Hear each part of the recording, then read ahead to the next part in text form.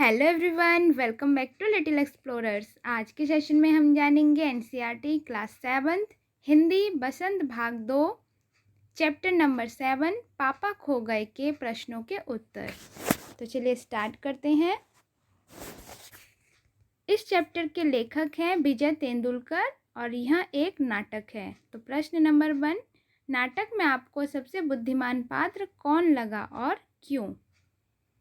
उत्तर है नाटक में सबसे बुद्धिमान पात्र कौवा लगा, क्योंकि उसके पास हर जगह का समाचार रहता था और वह घूम घूम कर सबको खबर देता था।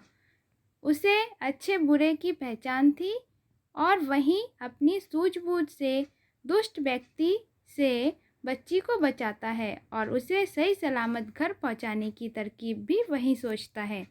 अगर आपने इस चैप्टर को ऑलरेडी रीड नहीं किया है तो सबसे पहले आप चैप्टर को रीड करेंगे, उसके बाद आप प्रश्नों के उत्तर को देखेंगे, जिससे इस नाटक में जो घटनाक्रम है आपको आसानी से समझ में आएगा। प्रश्न नंबर 2, पेड़ और खंबे की दोस्ती कैसे हुई? उत्तर है खंबा शुरू में अपनी अकड़ के कारण वह पेड़ से नहीं बोलता था। उसे अपने ऊपर घमंड था। वह पेड़ को कुछ भी नहीं समझता था।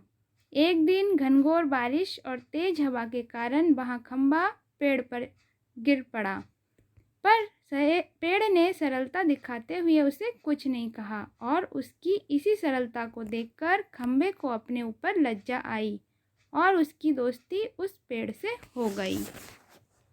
अगला क्वेश्चन है आपका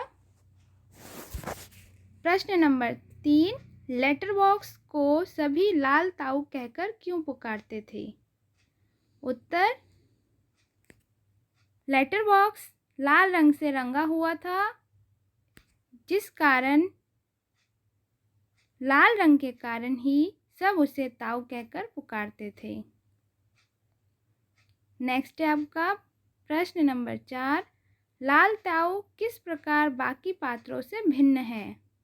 उत्तर हो जाएगा आपका लाल ताऊ सबसे अलग, पढ़ा लिखा और अपने में ही हर समय मस्त रहने वाला था। वह हर समय अकेले ही भजन गुनगुनाता रहता था, इसीलिए वह बाकी पात्रों से भिन्न है। प्रश्न नंबर 5, नाटक में बच्ची को बचाने वाले पात्रों में एक सजीव पात्र भी है। उसकी कौन कौन सी बातें आपको मज़ेदार लगी, लिखिए। सजीव और निर्जीव। ऐसे जीव जो सांस लेते हैं, वृद्धि करते हैं, उनको सजीव कहा जाता है, जैसे कि प्राणी और पेड़ पौधे, जीव जंतु आदि भी। और निर्जीव ऐसे चीज़ों को बोला जाता है जो ना तो वृद्धि करते हैं और ना ही सांस लेते हैं, जिस प्रकार एक टेबल, एक कुर्सी आदि। तो उत्तर हो जाएगा आपका नाटक में एक ही सजीव पात्र है और वह है कौवा, जो ताऊ के भजनों की आवाज़ को सुनकर उठ जाता है और नींद खराब होने पर भी चिढ़कर ताऊ से उसका बोलना अच्छा लगता है। वहीं भूत भूत चिल्लाकर दुष्ट आदमी से बच्ची को बचाता है और उसी के कहने पर लाल ताऊ ने पापा खो गए पोस्टर लिखा था। उसकी यही सब बातें मज़ेदार लगी।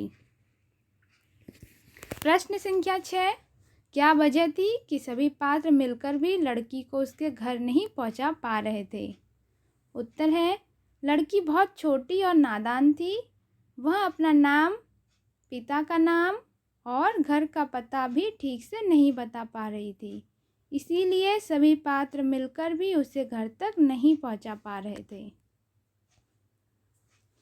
अब आपके अभ्यास प्रश्न में नाटक से आगे भी कुछ जानकारियाँ दी गई हैं, जिसको आपको अपने अनुसार उत्तर देना है। प्रश्न है अपने अपने घर का रास्ता, घर का पता लिखिए तथा चित्र बनाकर वहां पहुंचने का भी रास्ता बताइए। ये आपको अपने अनुसार एक घर का चित्र बनाना है और घर के पता के साथ कक्षा में प्रस्तुत करना है। आप अपनी नोटबुक में कर सकते हैं। प्रश्न संख्या 2 है, मराठी से अनुदित इस नाटक का शीर्षक पापा खो गए क्यों रखा गया होगा? अगर आपके मन में कोई और दूसरा शीर्षक है तो सुझाइए और साथ में कारण भी बताइए। नाटक का शीर्षक पापा खो गए इसीलिए रखा गया क्योंकि इसमें एक ऐसी बच्ची की कहानी है जो बहुत छोटी है और अपने घर का पता, अपना नाम और अपने पिता का नाम बताने में असमर्थ है। नाटक के पात्र लाल ताऊ के द्वारा तैयार किए गए पोस्टर के आधार पर पुलिस उस बच्ची को उसके घर तक पहुंचा देती है। इस पाठ का अन्य शीर्षक बच्ची खो गई भी हो सकता है। लास्ट क्वेश्चन है आपका, क्या आप बच्ची के पापा को खोजने का नाटक से अलग कोई और तरीका बता सकते हैं? उत्तर हो जाएगा आपका, बच्ची को खोजने के अन्य साधन भी हो सकते हैं, जैसे उसकी फ़ोटो को गुमशुदा के विज्ञापन के साथ अखबार में छापना, रेडियो, टीवी पर तथा अन्य सोशल मीडिया पर उसकी गुमशुदगी का प्रचार करना। इस प्रकार हम लड़की को खोज सकते हैं।